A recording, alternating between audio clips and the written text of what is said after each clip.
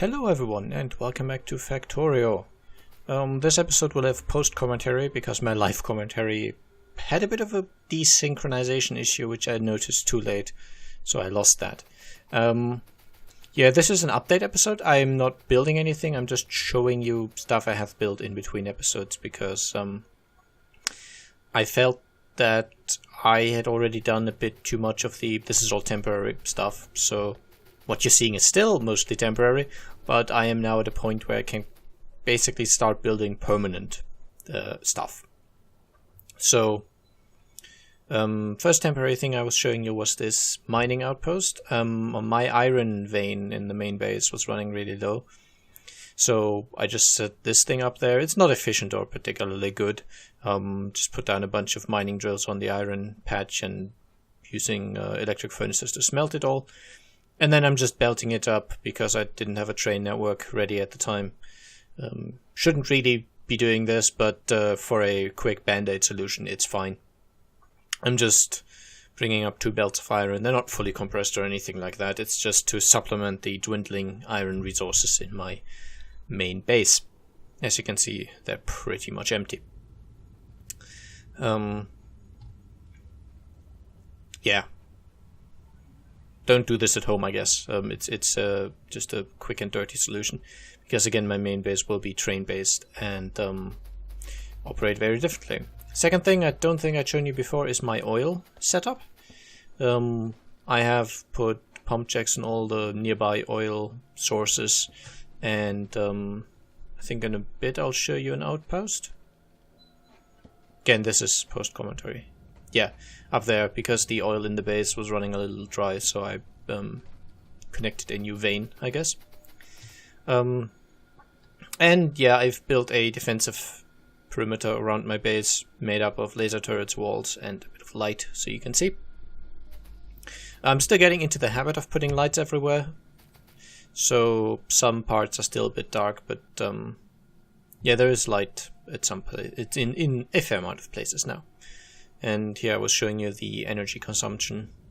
The laser turrets are very powerful defensive, very powerful defense, but they eat a lot of power even when they're not actively shooting. When they're shooting, they're consuming even more, but yeah. Okay, I think here I was talking about how oil works. Basically, each patch of oil has a certain yield, which translates to a certain amount of oil per second. In that case it was 2.9, and as you keep using it, that yield will slowly decrease down to 0.1 per second. That's the minimum. It won't go below that, but it will go that low, which means you will eventually need new oil outposts as well, in addition to new ore outposts.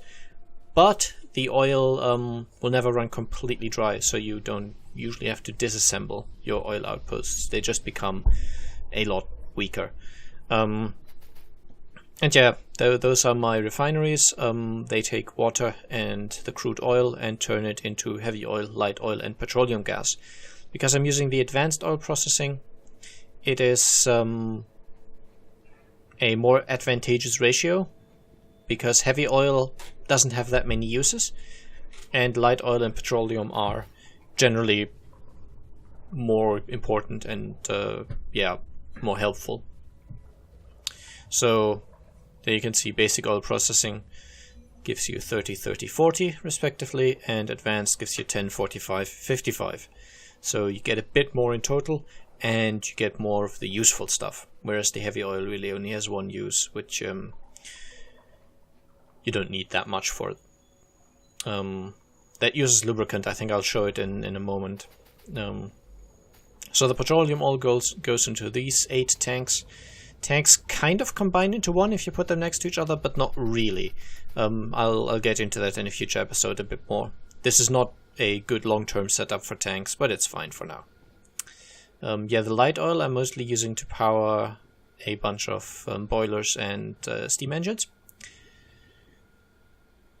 Some of the boilers are still running on coal, but the majority are now running on the solid fuel that I create from the light oil, which has a higher fuel density than coal.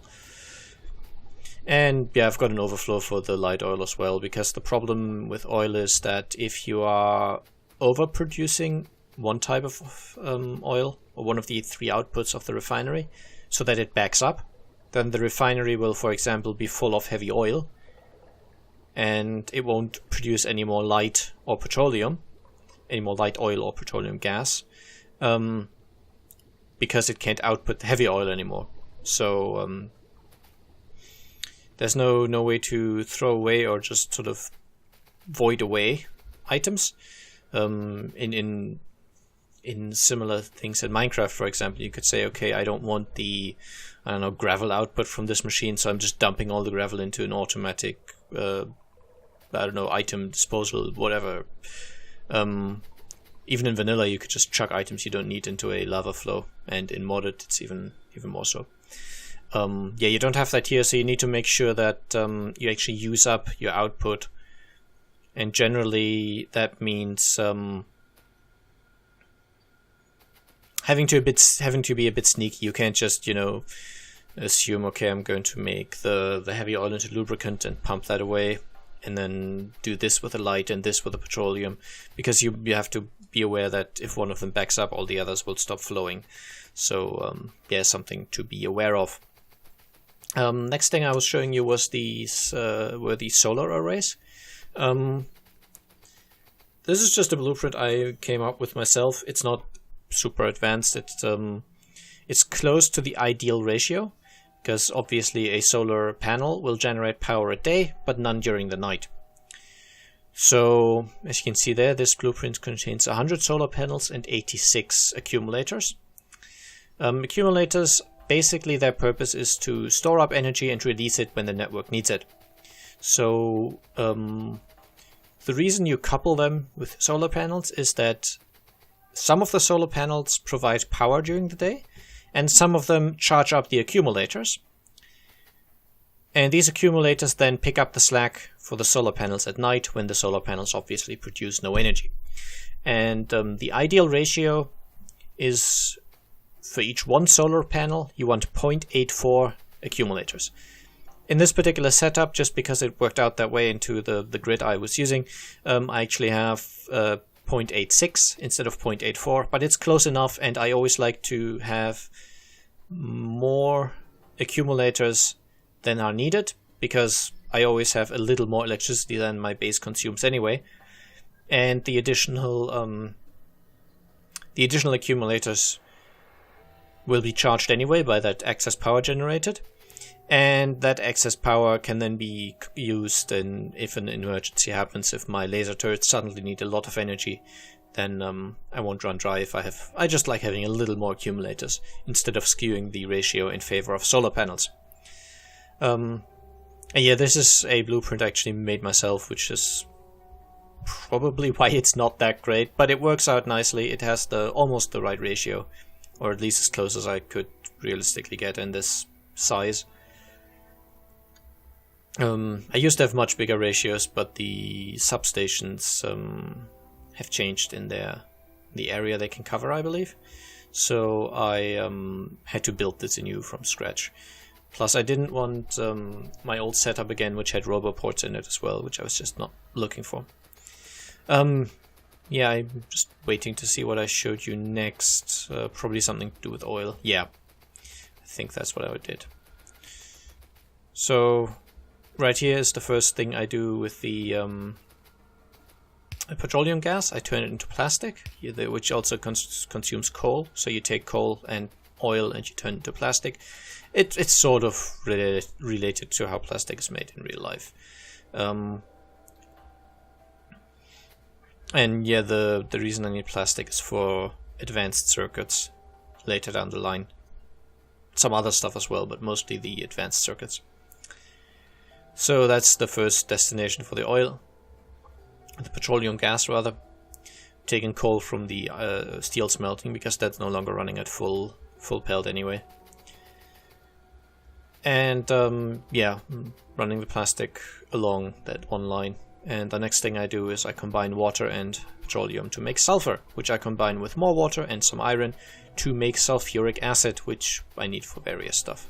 I think that's actually the next thing I show you, because the first use for sulfuric acid is making batteries, which I need for various stuff. The major use will be the accumulators, which are those batteries I was talking about that store up the solar energy, because you need huge amounts of solar panels and accumulators to cover the needs of a large base. And the other use for the sulfuric acid is making what are they called? Something unit, computing units, processing units. That's what they're called. The blue circuits, processing units. There we go. I always refer to them as blues, reds, and greens. So I sometimes struggle getting their real names right. One of these machines is just designed to fuel a tiny little advanced science pack creator, or high-tech science, I think. Yeah, high-tech science. This is just one machine. It's super slow. It's not meant to be a long-term solution. Again, just temporary. But I needed some research that required the high-tech science, and I didn't have the resources or the infrastructure to set up a huge production for it. It's just that one machine. It took a long time of waiting, but I basically just started the game up and let it run, because my base is now safe and there's not really much to worry about. And yeah, that's my one steel chest of accumulators that I have for now. These will just keep producing and I'll keep using them. Similarly, electric furnaces, you just need a lot of those for late game smelting setups. And here we have piercing shotgun shells. These are the ammo for my new combat shotgun, which is one of my major alien killing tools at the moment. I'll show you some of that towards the end of the video, actually. Just, again, another little thing. I'm making substations here. As opposed to the medium electric poles, these cover a much wider area. They themselves are bigger. They cover a 2x2 instead of being a 1x1. But they basically they can be used to power stuff over fairly large distances. And so they are kind of useful for various setups. You'll see them in use quite a bit. Here's where I'm producing the solar panels. This is going slower than the accumulators, but again, every once in a while I'll come back here and I'll be able to slap down a few thousand more solar panels. Because space is infinite, and using these solar panels and accumulators, I thereby also get basically infinite power. Here I'm making beacons, and I think I was going on a bit of a tangent here about beacons. Beacons take the effect of modules and transmit them. There's 3 types of modules. I think I don't know what order I went through. Probably speed first. So there's blue modules, which are speed modules, green ones, which are efficiency, and red ones, which are productivity. And the blue ones increase the speed of a machine, and a fair amount of machines can take upgrades, various numbers of them. There's the assembling machines, 2 and 3 can take upgrades, electric furnaces, the mining drills, the oil refineries, the chemical station, chemical factories, chemical plants, research labs, can all take upgrades, which can increase their speed and the energy consumption in case of the blue modules. I put these only in machines that can take no productivity modules, which I'll get to. And I will put them in beacons, because beacons can take productivity modules. And so basically productivity modules slow down a machine, but make it produce additional output on occasion. So I will put these into as many machines as possible, because, for example, if I put these in a miner, in a mining drill, every 2 ore that it actually mines up from the ground, I get 1 free ore just summoned out of the nether or something. Which is very useful because it lengthens the lifespan of an ore patch, meaning I don't have to move shops so often. And that's obviously quite handy. Here you can see I have 700 solar panels currently providing power during the day, and at night, as you can see, the production goes down right now because it's getting dark. The steam engines then start producing more power. That's just the way the game works, because steam engines actually consume resources, solar panels don't. the game will always prioritize using power generated by the solar panels, and only if that power is dry or not enough to cover the demands of the base, only then will it actually draw power from the steam engines, because those actually consume resources. But yeah, the idea is basically to take productivity modules, giving me additional products at no extra cost. Well, I consume energy and time, but I don't need more input materials. And as we said, energy is free using solar panels, and time is basically free as well. I think I showed you this in a sort of longer example here. We've got two machines, one without and one with productivity. So this one uses its input materials to produce processing units. And this one has a second purple bar under the blue progress bar, which is from the productivity. Basically, 4 of these productivity 3 modules will give it a productivity bonus of 40%. These are additive.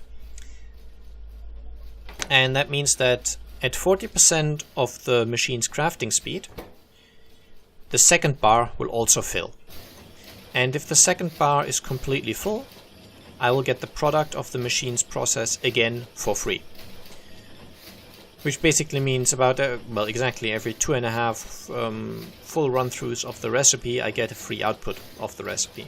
Which is obviously quite handy, especially in certain processes that involve multiple steps. You can never use it in the final step, that's just the way productivity modules work, you can only use them on intermediate products.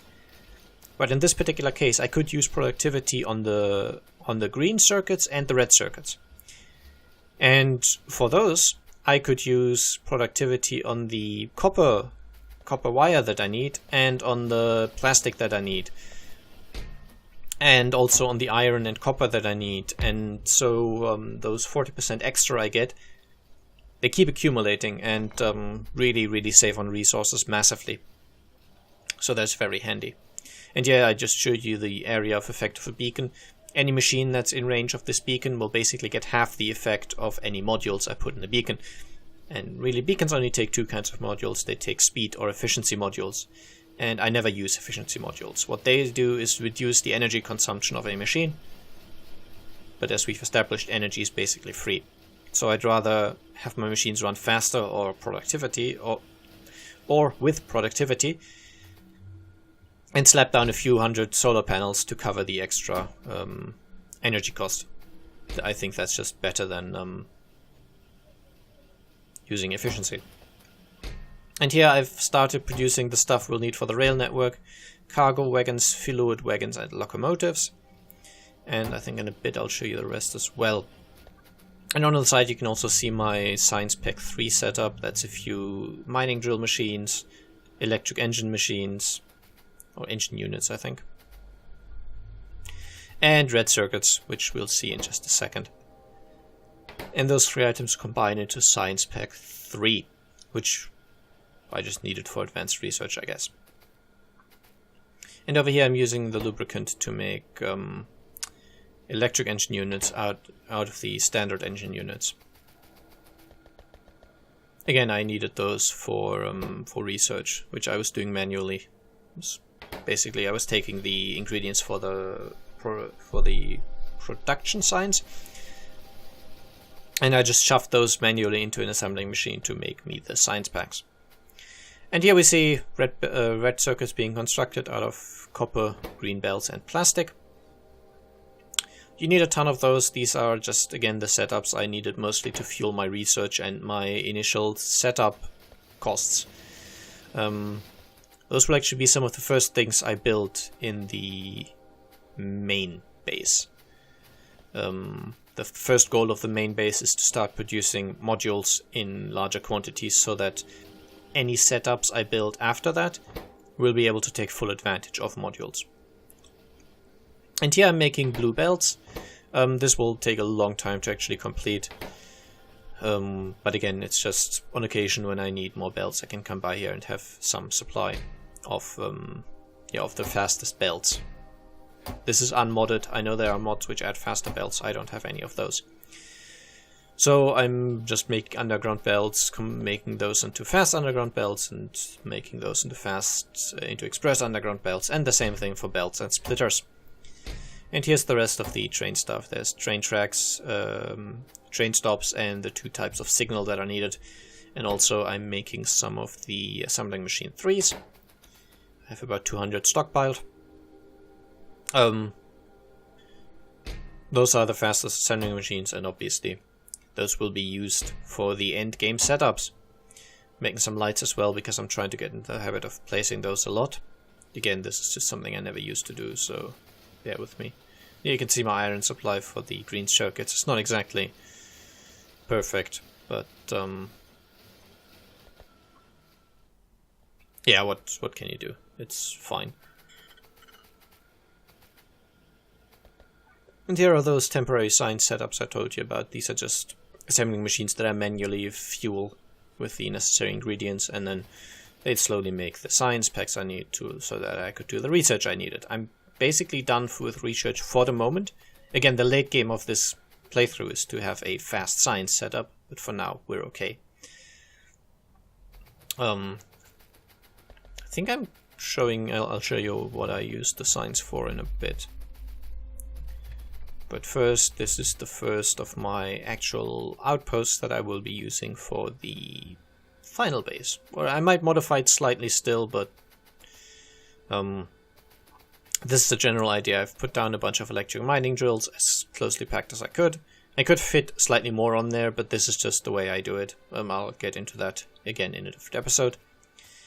I'm lane balancing each of the outputs, and then I'm doing a belt balancer, which basically means, we'll see it in just a second. This takes 5 inputs, because that's just the size of my ore patch.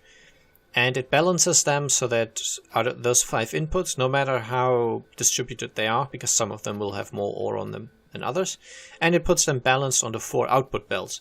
So these 4 output belts will be equally used, whereas the inputs might not be. I've got a book, I downloaded this from the internet, full of a ton of these balancers, just for all of the common scenarios. They're all from 1 to 1 up to 8 to 8 balancers. I'm using all of those. I might be needing a 16 to 16 balancer for my smelting setups actually, but not sure if I'll actually end up doing that, or if I'll stick to my initial goal of just sticking to 8 belts of ore. And yeah, here I think I'm showing you how the blueprint system works. So as you can obviously see, these are some fairly complex things that I've designed. Well, this one I've designed, some other stuff I've just downloaded.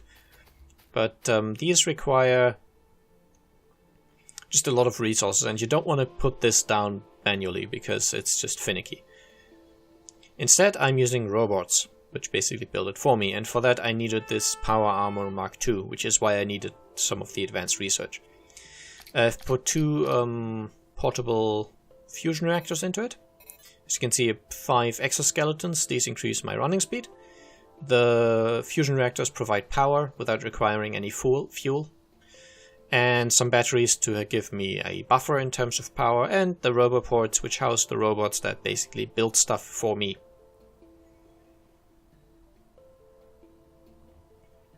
I think usually people run 3 fusion reactors on an armor this size, but I think the 2 are sufficient, at least for now. That's also why I've been running so fast, by the way. Those extra exoskeletons, they stack, so I have a nicely high movement speed. I might be replacing 2 of the roboports with another set of legs at some point, maybe. But yeah, I can support 150 construction bots, that's how many I have. So now I can take this blueprint and just stamp it down. Firstly, I was showing you that if there's items in the way, I can't just stamp it down, because basically it doesn't fit, there's trees in the way.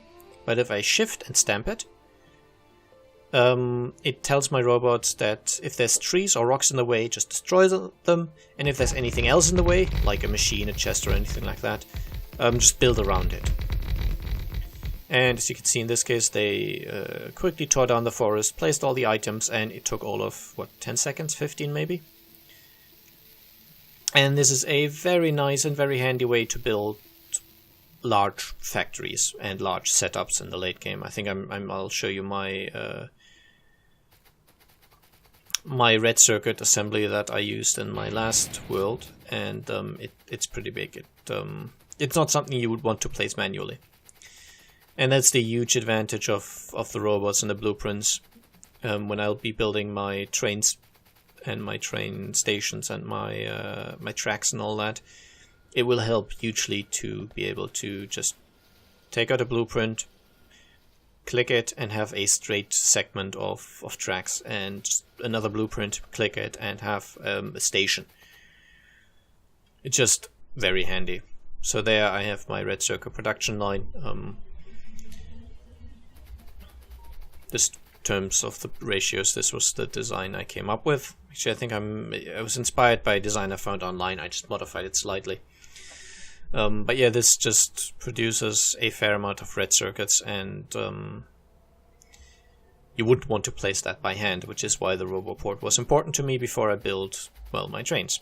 And here I show you just sort of cycling through my my bits of train that I have blueprinted. There's various stations and intersections and curves and yeah, as you can see, just all the stuff I need to build up my train network. It's a 4-lane system, 2 going one way, 2 going the other. Yeah, that's just the way I'll do it. And that's why I did spend so much time just building this initial base, because I wanted to have all of the power armor and the RoboPorts and all that ready. And I think, yeah, I was showing you how I've cleared a fair amount of the map already, and now I'm just giving you an example of how I do that. So I replaced my RoboPorts and 2 of my legs. I put in some shields and some personal laser defense. Consider these laser defenses sort of portable laser turrets, basically. And the shields absorb damage, so my health doesn't have to. I'll show you this against a very tiny base in a second. It's also effective against larger bases, but yeah, I've got the biters set to fairly low in this world, so there's not much of an issue with the super huge enemy concentration. Oh yeah, I think I'm just going into pollution here for a moment. So as you can see, this red overlay indicates how my factory is causing pollution. Any aliens that are in that red area, even the very faint red area at the outer edges, they will occasionally attack my base, which is why I needed the defensive positions and turrets and all that. In a usual game, you would need these all the time. In this game, because it's a Railworld preset and enemies don't spread, if I've cleared enemies away from my base, they're not coming back. So as long as I basically keep the area that I pollute clear of enemies, I would be fine. I'll probably still be building defensive walls around convenient bottlenecks I find, but yeah, it's not as relevant in this particular playthrough. Here you see I've got my personal laser defense. I'll just run into this space and click nothing. I just moved in here. And the automated turrets just took out that tiny little base. And very similarly it works with larger bases, even though then I add some grenades and some combat shotgun to, yeah, make it go faster. But that's how I cleared the area of enemies. There's some larger bases down there that I'll need to tackle as well. But generally that's how it'll be going. I'll be using blueprints to build my base. Some of it will still be manual, of course, but largely it'll be blueprinted. And yeah, this is just a closer look at my oil outpost. Most of the pump jacks aren't active because I'm not needing that much oil, but these are... yeah, these are supplementing the oil in my main base that's kind of running dry. This will eventually also run dry, but I think by that point I will have moved on beyond it anyway. And occasionally I put down pumps to keep the pressure in the pipes high. Again, this is fairly dark. I didn't put lights down here. I'm still working on that, getting better at it. That's about it, really. Only about a minute left. Don't know what I was talking about here. Doesn't really matter anyway. I think you get an idea of the sort of technological point I've advanced to now. I can now begin working on the real base. And as I said, the first goal will be to make modules. So I'll start making an iron smeltery and a copper smeltery, and then I'll build something that makes green circuits, and then I'll make something that makes red circuits, which I'll also need something that makes plastic. You'll see all of this sort of slowly progressing as I get to it. Yeah, aside from that, I hope you enjoyed the episode. That's really all I had to say. It's a bit long and boring, but meh. Bye bye.